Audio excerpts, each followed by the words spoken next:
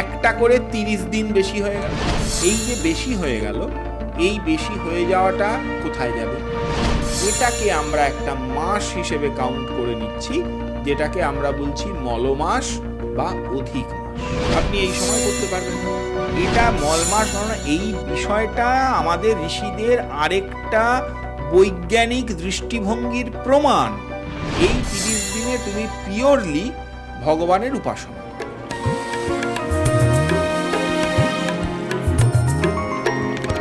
নমস্কার, mythology by রেনেসার আরও একটা পডকাস্টের এপিসোডে আপনাদের সবাইকে স্বাগত।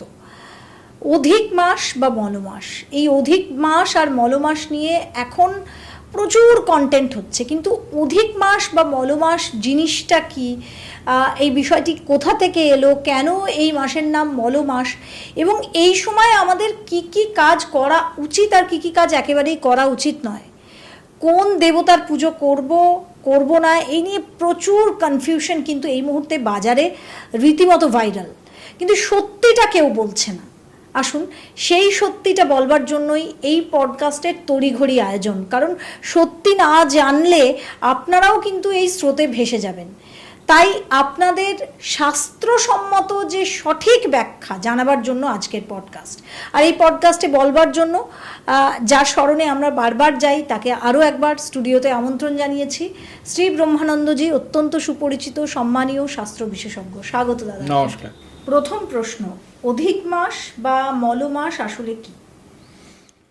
দেখুন, মল মাস হচ্ছে আসলে একটা গণনা পদ্ধতির তফাৎ।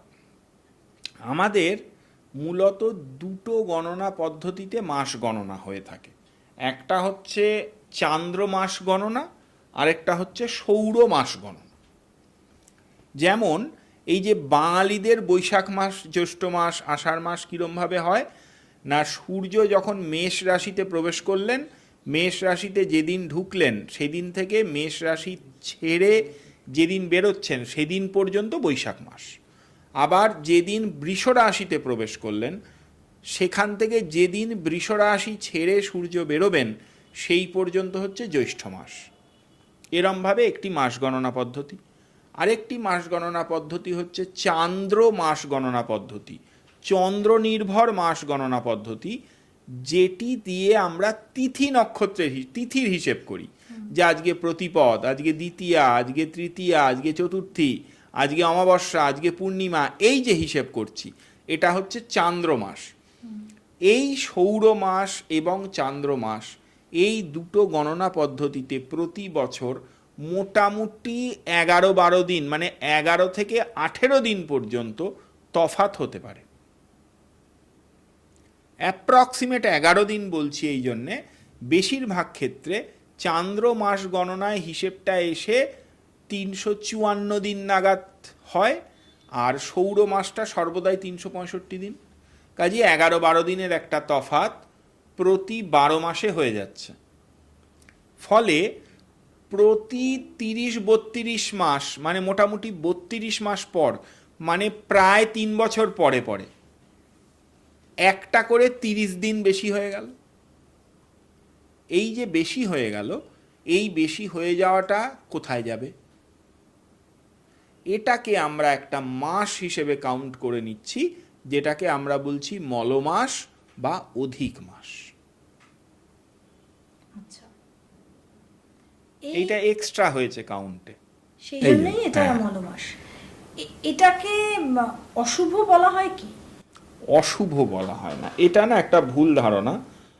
অশুভ কথাটা নয়, কথাটা হচ্ছে, বলছে যে, আমি একদম শাস্ত্রীয় রেফারেন্স দিয়ে বলি, রঘুনন্দন ভট্টাচার্য বলছেন যে অমাবস্যাদ্বয়ং যত্র রবি সংক্রান্তি বর্জিতম মলমাসে স বিজ্ঞেয় বিষ্ণু স্বপতি কর্কটে। তার মানে যে চান্দ্র মাসটায় রবি সংক্রান্তি হলো না, অর্থাৎ রবি কোনো রাশি পরিবর্তন করলেন না, সূর্য, মানে সূর্য মেষ থেকে বৃষয়ে গেলেন না, সেইটা হয়ে যাবে এক্সট্রা মাস। এটা প্র্যাকটিক্যালি অশুভ হওয়ার কোনো কারণ নেই, কিন্তু বলা হয়েছে যে আমরা যেহেতু যে কোনো কর্ম করতে গেলে অমুকে মাসে, অমুকে পক্ষে, অমুক তিথৌ বলি। এটাকে আমরা কোন মাসে, কোন পক্ষে, কোন তিথিতে ফেলব? ফলে সংকল্প করতে গিয়ে মহা বিভ্রাট উপস্থিত হবে। এই বিভ্রাটকে কাটানোর জন্যেই মল মাস করে তাকে বাদ দেওয়া হয়েছে। কিন্তু হিসেব থেকে তো বাদ দিলেন, কিন্তু 30টা দিনকে জীবন থেকে কি করে বাদ দেবেন? বাদ দিতে পারবেন না। তখন এখানে এবার কি বলা হয়েছে, এই সময় আপনি কি কি করতে পারেন, কি কি করতে পারেন না। সংকল্প করে পূজা করতে হয় এরকম কোনো পূজা আপনি এই সময় করতে পারবেন না। কারণ ওই যে কি মাস, কি পক্ষ, কি তিথি বলবেন, মাস তো এক্সট্রা হয়ে গেছে। তাহলে সংকল্প করতে টেকনিক্যাল এরার চলে এলো। এটা মল মাস গণনা, এই বিষয়টা আমাদের ঋষিদের আরেকটা বৈজ্ঞানিক দৃষ্টিভঙ্গির প্রমাণ। তারা টেকনিক্যাল এরারটা বুঝলেন, বুঝে বললেন এই মাসটাকে বাদ দাও। রবি আর সূর্যের চলনের ওপরে, চলনের প্রবলেমের জন্য এটা হয়েছে। এই 30টা দিনের উদয়াস্ত 30 দিনের হিসেবকে বাদ দাও, বাদ দিয়ে তোমার সমস্ত ধর্মকৃত্য করো। কিন্তু এই 30 দিনকে তো জীবন থেকে বাদ দিতে পারবে না। তাহলে তখন এই 30 দিনে কি করবে না, এই 30 দিনে অসংকল্পিতভাবে বা ওই রকম সংকল্পিত কাম্যকর্ম না করে এই 30 দিনে তুমি পিওরলি ভগবানের উপাসনা করো। অর্থাৎ এই 30 দিন তোমাকে ভগবান এক্সট্রা দিলেন প্রবৃত্তি মার্গকে ছেড়ে নিবৃত্তি মার্গের দিকে এগোনোর জন্য। মানে পুজো করা যাবে কিন্তু সংকল্প করা যাবে। হ্যাঁ, পুজো করা যাবে, জপ করা যাবে, ভজন কীর্তন ইত্যাদি করা যাবে, ভগবানের নাম করা যাবে, এবং তার জন্যে আমার কোনো নির্দিষ্ট স্বার্থ জড়িত থাকবে না। দেখুন, সংকল্প করতে গিয়ে কে কজন বলে যে আমি আমার আনন্দের জন্য বা ভগবানের আনন্দের জন্য পূজা করছি? বেশিরভাগ ক্ষেত্রে আমরা সংকল্প করতে গিয়ে কি বলি, আমার এটা চাই সেটা চাই। কিন্তু এই সময় এটা চাই সেটা চাই বলা যাবে না। তাহলে স্বার্থ বিবর্জিত পূজা অর্চনায় আপনি পৌঁছে গেলেন, সেটা নিবৃত্তি মার্গ।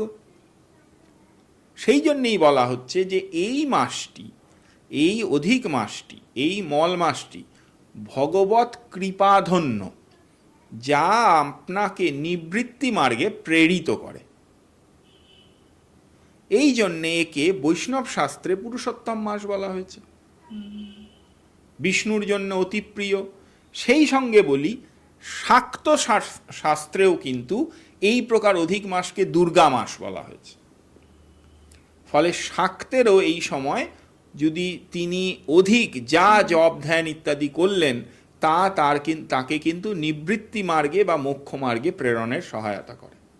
সেই জন্য অশুভ বা অপবিত্র বলবো না, আমি বলবো এটা আমাদের ঋষিদের একটা চরম বাস্তব এবং বৈজ্ঞানিক দৃষ্টিভঙ্গির পরিচয়, যে তারা সূর্য এবং চন্দ্রের গতির বিভিন্নতা এবং তার দ্বারা যে যে উদয় এবং অস্ত হচ্ছে, আবার চন্দ্র যে নক্ষত্র থেকে নক্ষত্রে ভ্রমণ করছেন, এই গোটা মহাজাগতিক সিস্টেমটার মধ্যে যে টেকনিক্যাল এরারটা তৈরি হয়, সেই এরারটাকে কি সুন্দরভাবে একটা অন্য মার্গে নিয়ে চলে গেলেন, যেটাকে ব্যবহার করে নাও।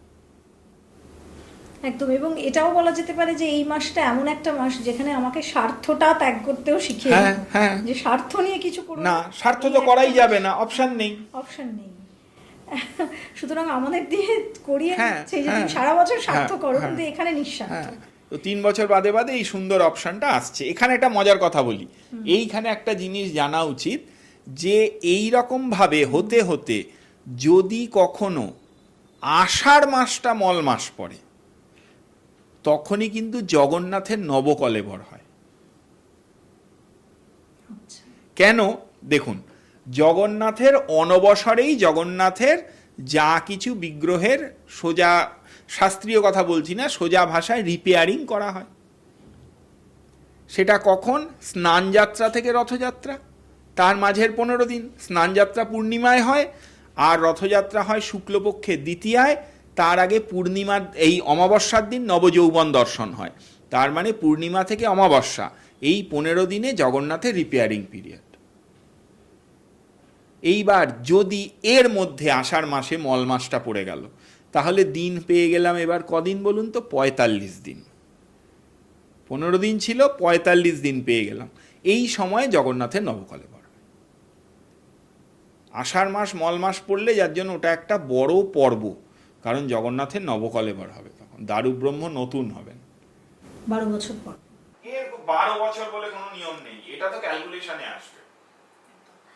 আমার এর পরের প্রশ্ন, এই অধিক মাস মল মাস, এই যে মল মাস, মল কথাটা কেন?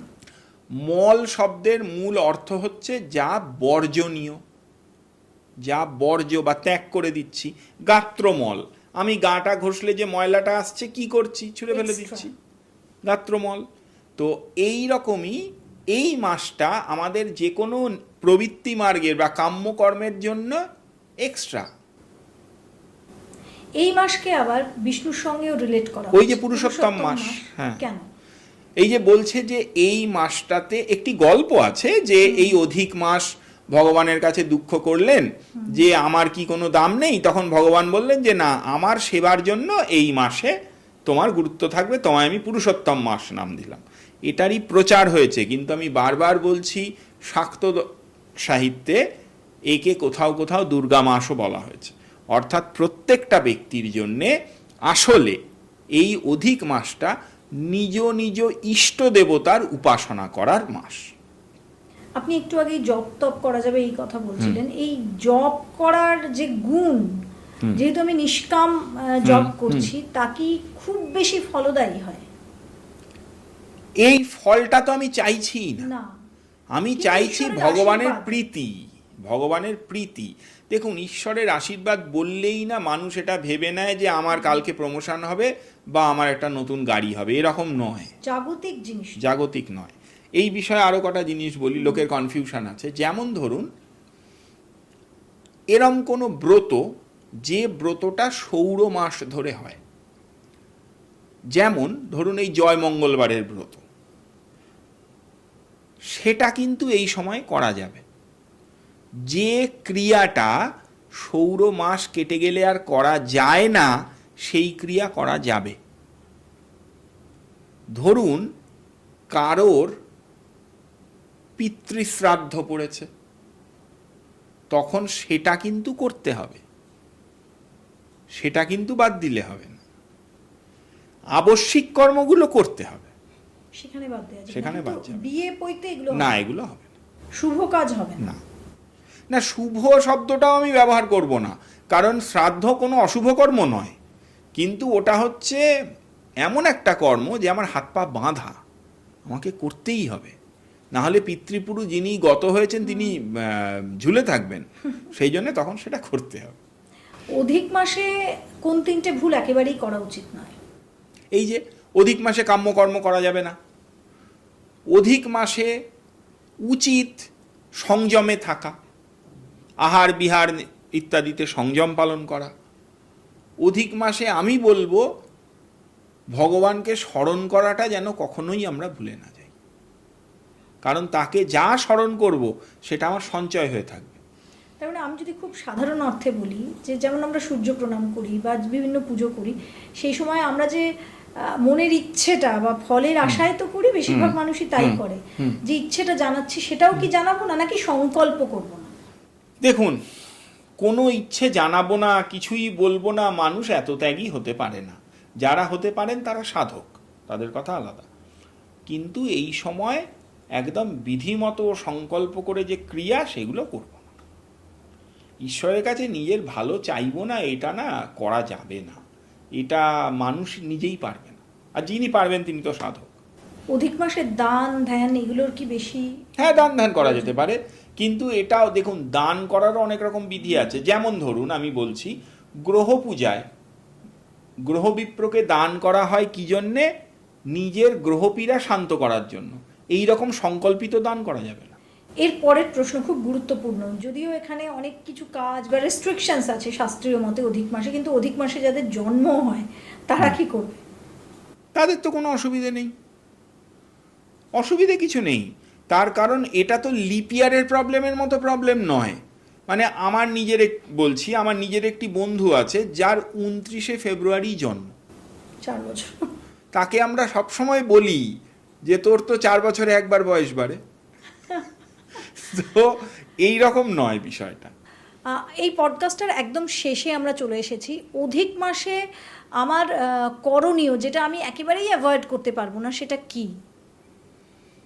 ওই যে বললাম, আমার পিতৃশ্রাদ্ধ পড়েছে, আমি অ্যাভয়েড করতে পারবো না। আমার এমন আছে কারোর বাড়িতে যে তার বাড়ির ধরুন জ্যৈষ্ঠ মাসের 15 তারিখে তার বাড়িতে একটি বাৎসরিক তার বাড়ির দেবতার পুজো হয়, মানে জ্যৈষ্ঠ মাসের 15 তারিখেই হয়, এরকম আছে অনেক বাড়ি। তাতে যা তিথি পড়ে সেই তিথিতে হয়, এইগুলোকে বাদ দেওয়া যাবে না। অধিক মাসে বিষ্ণু নাম করা কি খুব শুভ? অধিক মাসে ইষ্ট নাম করা শুভ। প্রচার হচ্ছে একটা জিনিস, কিন্তু আসল কথা হচ্ছে যে যার নিজের ইষ্ট সাধন করবেন, ইষ্ট ছেড়ে আরেকজনের সাধন করবেন।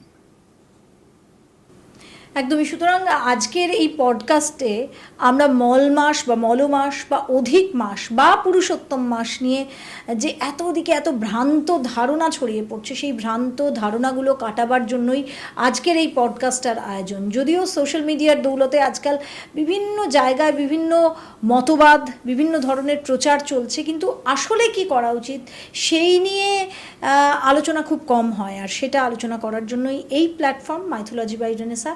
আজকের এই পডকাস্টটা এখানেই শেষ করছি। সবাই ভালো থাকবেন। যদি এটা ভালো লাগে তাহলে অধিক মাস বা মলমাস নিয়ে আপনাদের যদি কোনো প্রশ্ন থাকে অবশ্যই কমেন্ট করে আমাকে জানাবেন, লাইক করবেন, শেয়ার করবেন, চ্যানেলটা সাবস্ক্রাইব করবেন। যারা মেম্বারশিপ অফার নিতে চান, মেম্বারদের জন্য বিশেষ কিছু পডকাস্ট বা ভিডিও থাকছে, সেটা তারা নিতে পারেন। আজকের পডকাস্ট এখানেই শেষ করছি। সবাই ভালো থাকবেন। নমস্কার।